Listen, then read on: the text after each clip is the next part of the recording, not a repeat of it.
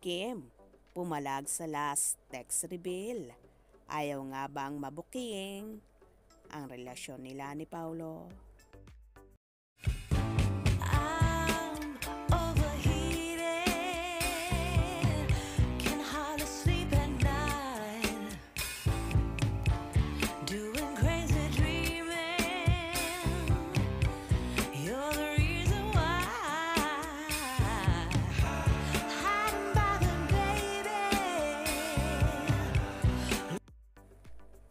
Tampulan na naman ng tuksuhan ang multimedia idol at TV host actress na si Kim Chiu sa noontime show na It's Showtime sa segment na Especially For You.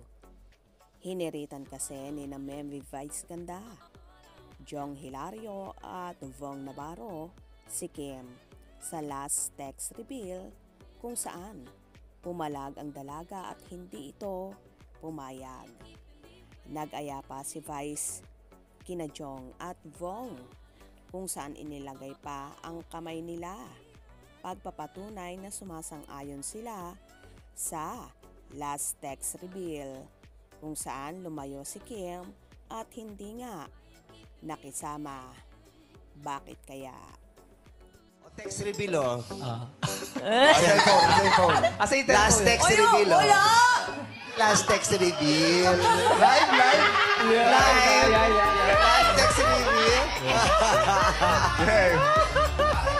reveal. Ayaw niya. Parang gusto nila na last text reveal. Ayaw ko sumali. Bakit? Posible nga bang may itinatago si Kimi at ayaw nga niyang mabuking?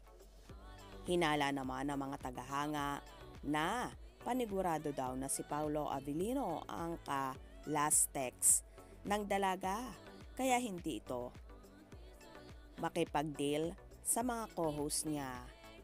Tawang-tawa naman sina Vice, Vong at Chong sa naging reaksyon at aura ng mukha ni Chinita Princess. Kaya naman, lalo itong inasar ng mga kasamahan. Ang cute lang talagang tingnan ni Kimi at tila ayaw pang mabuking ang ka-text. Well, hindi pa man sabihin ni Kimi, alam naman na si Paulo lang ang kanyang ka-text. So happy naman ang kanilang mga supporters at panatag na panatag sa estado ng relasyon ng Kim Pao. O diba, halatang-halata talaga ang dalaga na may itinatago ngang pagmamahal at relasyon sa napapabalitang kasintahan na si Paulo. Kaya abang-abang tayo dahil for sure, malapit na silang umamin. Kaya naman tumutok at huwag na huwag pahuhuli sa mga maiinit na kaganapan. Anong inyong magiging reaksyon sa bidyong ito? Comment below.